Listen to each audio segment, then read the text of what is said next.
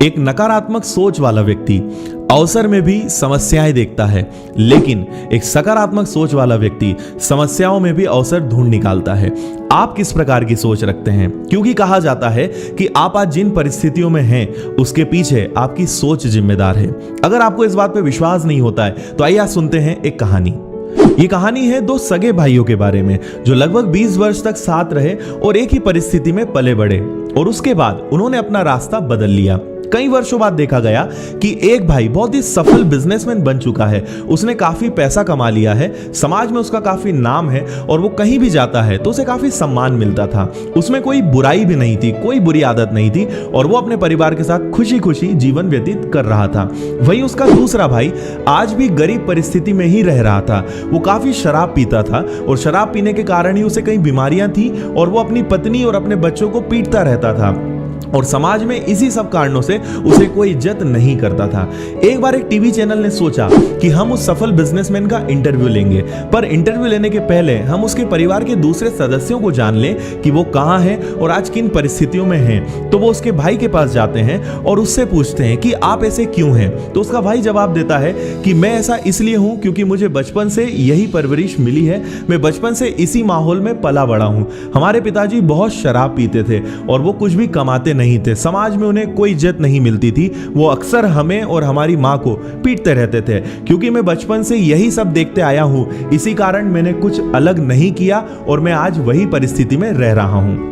अब वो TV channel वाले उस सफल बिजनेसमैन के पास जाते हैं और उससे भी वही सवाल करते हैं कि आप ऐसे क्यों हैं। तो वो जवाब देता है कि मैं आज ऐसा हूं अपने परिवार के कारण। हमारे पिताजी शराब पीते थे और उनकी समाज में कोई इज्जत नहीं थी और वो कुछ कमाते भी नहीं थे और शराब के कारण हमारी जिंदगी नर्क बन चुकी थी। तभी मैंने निर्णय लिया कि मैं कुछ सफल और एक अच्छा बड़ा आदमी बनकर दिखाऊंगा और मैं काफी पैसा कमाऊंगा और बिल्कुल भी अपने पिता की तरह नहीं बनूंगा। समाज में मैं काफी नाम कमाऊंगा और मैं सभी से अच्छा व्यवहार करूंगा।